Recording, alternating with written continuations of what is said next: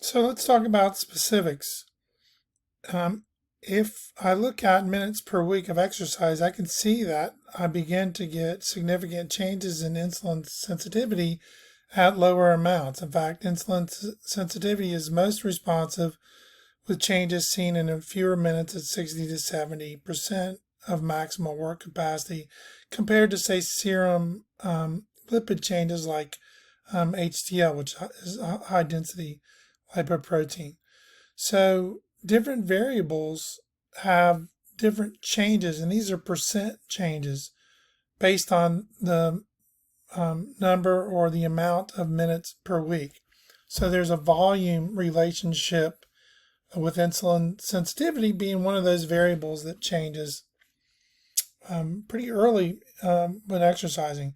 Blood pressure is another one that changes occur with initial amounts of consistent work per week. So when you look at the maximal effect, vigorous activity will affect a wider range of variables than light to moderate activity. We recommend moderate for those people that are beginners and are less fit so that we can decrease the likelihood of injury. We don't recommend lower intensities because it has a greater effect. Vigorous intensity is going to have a greater effect than light to moderate activity. However, there has to be a risk to benefit ratio considered. Vigorous activity will likely improve both risk factors and VO2 max, while moderate activity will have a less of an effect on VO2 max. So that's why we have different recommendations for health, physical fitness, and performance. We'll look at specific measures of intensity and specific percentages related to health, physical fitness, and performance. And variability. The changes that occur in one person may not be equal to the changes seen in other people. So some people are going to respond quicker to lesser amounts than others. And then side effects are simply negative events that occur as a result of our exercise or physical activity. So we have potential increased risk of injury, although that is minimal. Potential of increase to interact with medications that affect physiological variables like glucose and blood pressure. I'm on a beta blocker now, and when I go and walk or engage in physical activity, my heart rate doesn't get above 76 to 80 beats per minute, when before it used to get up to 168 to 180. So our exercise and physical activity can interact with medications that we take. So whenever we're prescribing exercise, we want to follow the FIT-VP acronym. That stands for frequency of exercise, or this is the number of times per week. Whenever we're doing prescriptions, frequency is something that we want to increase before we increase intensity. There are multiple ways to measure the intensity of exercise. This is how hard we're working. For example, we can do it percent of VO2 max. We talked about METs in our last unit. So if my VO2 or my aerobic capacity is 20 METs, which would be incredible and great. It's never been 20 METs. It's been close though. Then I might be working at 50% of my VO2 max, which would then be 10 METs. But there are multiple ways to represent intensity. Prior to increasing intensity, whenever I do prescriptions, I want to manipulate the time or the duration of an exercise and the frequency of an exercise. The second T in FIT is the type of exercise or the modality. V is for volume of exercise, and the volume of exercise is a product of the frequency, the intensity, and the time. So the total amount or volume of exercise I do is based on how many times I do it per week, the intensity of that exercise, and the time for each bout.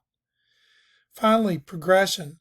Progression means transitioning from easier to harder exercise over time, or from doing lower amounts to increasing the total amount of exercise. And the general rule for beginners is to increase 10% or less per week. So if I'm doing 40 minutes week 1 per bout, I can increase that to 44 safely. So we don't want to exceed. If we exceed 10%, especially initially in programs, we increase the likelihood of having injuries. So there are short and long-term responses to exercise. I gave you a preview of that when I looked at the graph, but acute changes occur with one or several exercise bouts, but they do not improve further. Rapid response benefits occur early and then plateau. If you have a linear response, gains are made continuously over time. And then delayed responses, it takes a while for them to occur after weeks of training, but then the changes are persistent. Here's a graph to depict some of those. We have rapid changes that occur with fewer minutes per week. And we have typical changes. You will have an improvement in the maximal overall effect, and then we see there will be an eventual gradual plateau as we increase training time per week. And then slow, it takes a while to accumulate a certain number of minutes to elicit minimal changes, and then we reach a threshold where greater changes occur. Again, some specific examples of that are insulin sensitivity and blood pressure, which will have an initial reaction. Heart rate response and VO2 max will change over time in a more traditional fashion. And then our cholesterol, if we are consistent and persistent, then we will have improvements in blood lipid profiles with habitual physical activity and exercise over time. We talk about the recommended amounts of physical activities. We use the U.S. Physical Activity Guidelines from 2018. In general, to improve health status, this isn't physical fitness or performance, but it's recommended that all U.S. adults obtain the following: 150 to 300 minutes of moderate intensity physical activity, or 75 minutes to 150 minutes of vigorous physical activity per week. Remember, we talked about the physical activity compendium, talking about if you're doing 4 METs versus 8 METs. So if we're doing more intense exercise, we can do less and still get the same.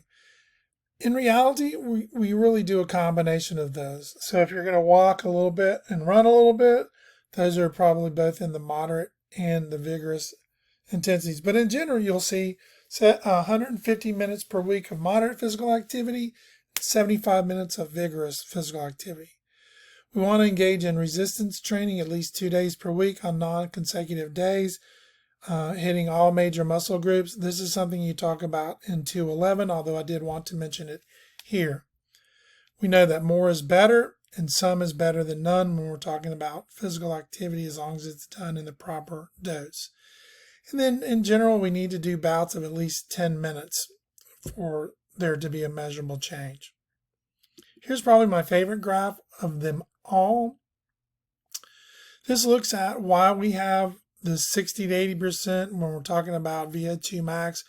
Why do we say that the recommended optimal amount for training is between 60 and 80% for max VO2, 3 to 4 days per week for 20 to 30 minutes? The reason we do that is this is where we continue to get gains, and this is where gains begin to plateau. Also, too, at this point, we have a lower increase of orthopedic risk, but once we hit 80% greater than 4 times or 30 minutes, we will see this linear and curvilinear increase in likelihood of having orthopedic problems or cardiac complications.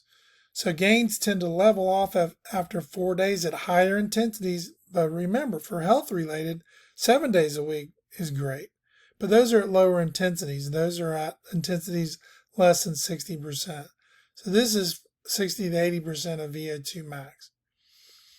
60 to 80% is the optimal range for increased cardiorespiratory fitness for those that have been cleared for active physical activity. You have some cases, and we talked about that in Unit 1, where this would not be a good recommendation, where we would need to work up to these intensities and these durations. So, general guidelines for increasing cardiorespiratory fitness. You want to encourage screening, regular participation, and variety. Use a program that focuses on progression. Remember, we increase duration around 10% per week or frequency before increasing intensity. Use interval training to transition to continuous vigorous activity.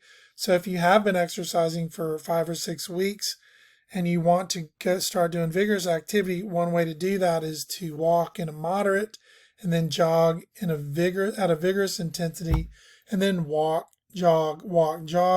Gradually increase the jogging period and decrease the walking period. Next thing you know, you'll be doing all vigorous. However, there's nothing wrong with doing moderate. Even if you train vigorously throughout the week, having 1 or 2 moderate bouts of walking is really good for overall health. And then you want to follow a formatted fitness workout, which includes a warm-up and cool down, 5 to 10 minutes each, dynamic stretching prior, and then static stretching afterwards. Dynamic stretching is basically movements that mimic what we're doing. One way to do dynamic stretching is to do whatever activity you're going to do at lower intensities. And then you want to periodically test cardiorespiratory fitness to see if you're making any gains. And you can set goals for, like, say you want to improve fitness. So if you did the mile walking test for your lab last unit, then remember those results. And then in 6 weeks, do it again and see how much you've improved. See if you've improved by 10%. Frequent testing can be very motivational. I'm going to stop part 2 right there, given some of the challenges that screencast has given me today, and then we'll pick this up shortly with part 3.